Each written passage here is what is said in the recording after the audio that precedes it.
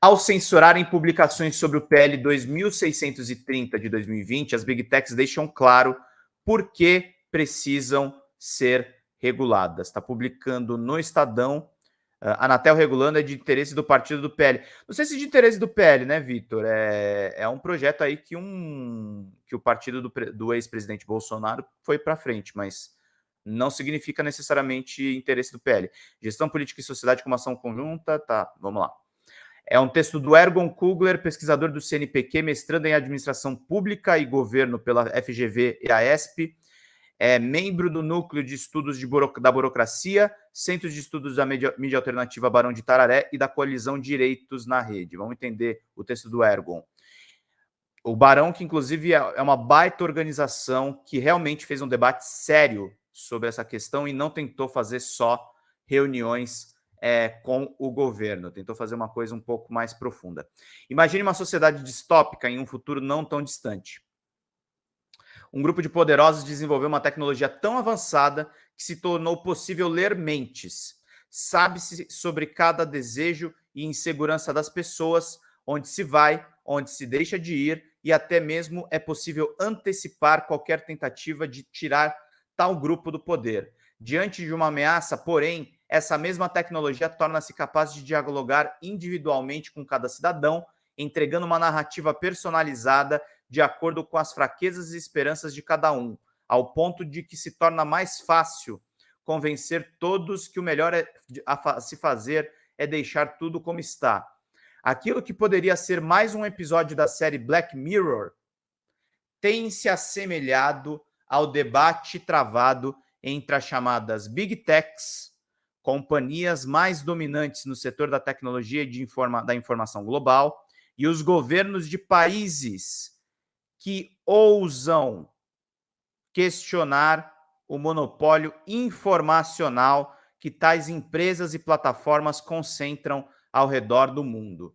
Enquanto isso, no Brasil, em meio ao acirrado debate que tem sido construído com os diversos especialistas há mais de 3 anos e dezenas de audiências públicas sobre o projeto de lei 2630 de 2020, diversas denúncias de abuso de poder econômico realizados pelas Big Techs têm sido levadas ao Ministério da Justiça, nos fazendo refletir qual é o papel do Estado diante de um monopólio do poder informacional que se dispõe a disputar a opinião pública. O que realmente diz o PL 2630 de 2020, de autoria do senador Alessandro Vieira do Sergipe e tendo sido relatado pelo deputado Orlando Silva de São Paulo desde 2020, o PL 2630 de 2020 passou por uma profunda reconfiguração em meio às dezenas de audiências públicas e às centenas de especialistas ouvidos ao longo do processo, até que se chegasse a um texto que assegurasse a privacidade dos usuários sem promover vigilantismo digital. Isso aqui é muito importante, gente, porque esse especialista está acompanhando o debate do PL desde muito tempo. Então, é muito importante que isso entre. Olha aí o Carlito com a gente. O Anatel ser agência reguladora será discutido e não está fechado ainda. Sim, a matéria da Folha de São Paulo, Carlito, é sobre o lobby da Anatel para tentar ser essa agência reguladora, mas não tem nada fechado. Sinto dizer para quem caiu nas mentiras de que o artigo 32 iria ajudar a mídia a acabar com os canais de esquerda caiu por terra. Os interesses de alguns progressistas eram apenas grana. O pagamento de direitos autorais vai passar, mas separado, e os que roubam matérias de terceiro terão que pagar. Pontua aqui o Carlito Neto, nosso publisher, nosso grande sócio aqui na Folha Democrata, que terá a live dele 1h de política hoje, à 1h, a menos que ele já tenha mudado para as 4h, mas é hoje à tarde que teremos. Hoje às 19h teremos o grande Luiz Thunderbird para falar sobre a morte da Rita Lee, e tem muita coisa bacana que a gente vai fazer aqui na Folha Democrata com material que realmente tem credibilidade. Mas também se trouxessem obrigações para que as plataformas não fossem utilizadas como ambiente de articulação de crimes, tais como a exploração infantil, por exemplo. Diante de tal, em sua versão apresentada ao plenário da Câmara dos Deputados, em abril de 2023, a chamada Lei Brasileira de Liberdade, Responsabilidade e Transparência da Internet propôs instituir 3 raciocínios. Liberdade na internet. A lei propõe não deixar dúvidas sobre os direitos de exercício da liberdade de expressão no ambiente digital, reforçando, por um lado, os princípios constitucionais como a liberdade religiosa, de culto, de opinião política, mas ressaltando, por outro lado, que a liberdade de expressão não justifica a prática de crimes, por exemplo, as comunidades criminosas que cooptam crianças e adolescentes para atentados em escolas, ou ainda as células neonazistas que organizam diversos ataques. No entanto, sem a lei, vimos a liberdade de expressão e o direito de privacidade serem usados como argumento pelo Telegram, ao recusar-se de entregar os dados dos usuários envolvidos em tais crimes e que estavam se organizando dentro da sua rede. Responsabilidade na internet. A lei também propõe criar um regime de corresponsabilização das plataformas em relação aos conteúdos impulsionados por usuários. Ou seja, uma vez que o conteúdo recebe investimento para aumentar as suas métricas, a plataforma se torna corresponsável pelo conteúdo, fazendo com que se tenha uma triagem mais qualificada por parte da plataforma e minimizando o aceite de conteúdos que violem leis brasileiras. Sem a lei em vigor, porém, plataformas como o Facebook, que é a Meta, chegaram a aprovar um impulsionamento de anúncios contendo desinformações sobre a saúde pública e diversos temas, colocando inclusive vidas em risco. Essas grandes empresas lucraram com as mentiras do Bolsonaro. Isso precisa ficar dito. Essas empresas lucraram com as mentiras ditas por Bolsonaro, ditas por qualquer propagador de mentiras nas redes.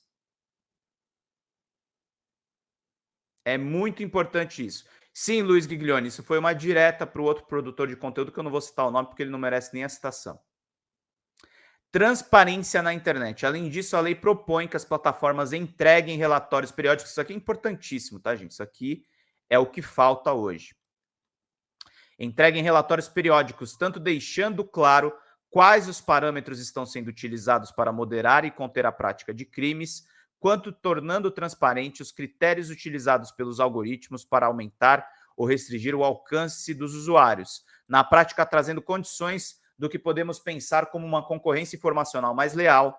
Contudo, enquanto não se tem lei, vemos ações como o shadow ban, isto é, a derrubada brusca de alcance e engajamento de usuários ao se posicionarem sobre algo que a plataforma diverge, ou ainda a plataforma tendenciando um lado da opinião pública com todo o seu poder para calibrar alcance sem transparência qualquer.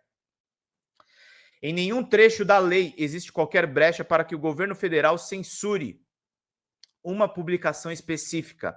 Uma vez que a moderação de conteúdos segue sendo das plataformas, a diferença é que elas deverão tornar transparentes os processos e critérios para tal, equilibrando mais o ambiente para opiniões diversas em meio às bolhas, mas especialmente reforçando que a internet não é terra sem lei, devendo-se cumprir a legislação brasileira. Quem vigia os vigilantes? Apesar de secular, foi o filme Watchmen que popularizou a frase quem vigia os vigilantes. Enquanto muitos vinculam tal frase a contextos de estados autoritários, a trama nos faz refletir que, mesmo aqueles vistos como lendários e acima do bem e do mal, demandam freios e contrapesos, e no nosso caso constitucionais, diante de acúmulos exagerados de poder. Isso aqui é importantíssimo, tá, gente? Quem vigia os vigilantes? Quem vigia as big techs? Quem vai regularizar as big techs, gente? É muito importante que a gente vá em cima disso. Luiz, não tem que dar nome aos bois, porque isso também é propaganda para o cara. E eu acho o canal dele péssimo, eu acho o canal dele de péssima qualidade. E eu gosto de trazer até o Estadão, que é um jornal reacionário, está trazendo esse texto muito bem fundamentado, muito bem colocado nessa discussão que é muito importante. Eu não faço vídeos aqui no YouTube para ficar atacando as pessoas, gente. Eu tenho um trabalho danado para trazer a verdade para vocês. Não é a opinião do Pedro. A opinião do Pedro pouco importa. A gente precisa trazer fatos. O jornal Estado de São Paulo é um jornal que existe há 200 anos, porque é um jornal reacionário, ligado às elites de São Paulo, mas ele existe também há 200 anos, porque já teve redações com 200 profissionais que se dedicam a fazer o que esse artigo desse especialista faz, que é trazer fatos para vocês.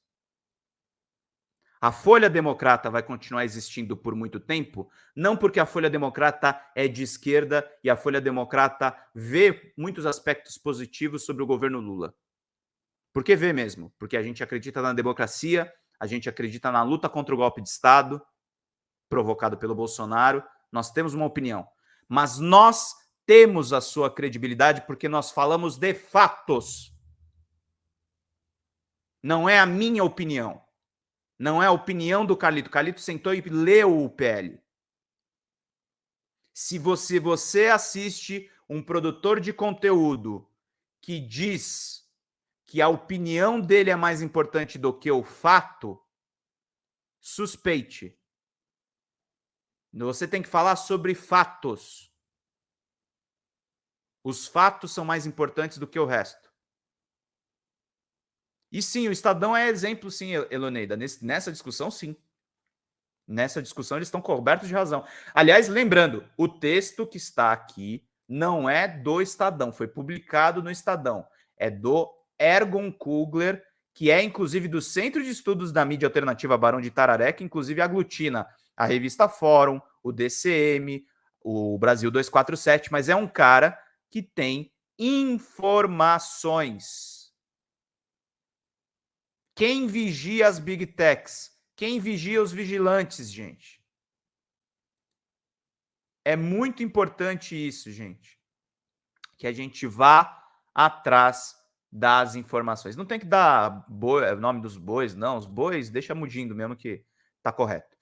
Como a vida imita a arte, o mapeamento da guerra das plataformas contra o PL 2630 do Laboratório de Estudos de Internet e Mídias Sociais, o NetLab, da Universidade Federal do Rio de Janeiro, aponta que o Google burlou as próprias regras de publicidade para incorporar em seus anúncios maior alcance contra o PL da PL 2630.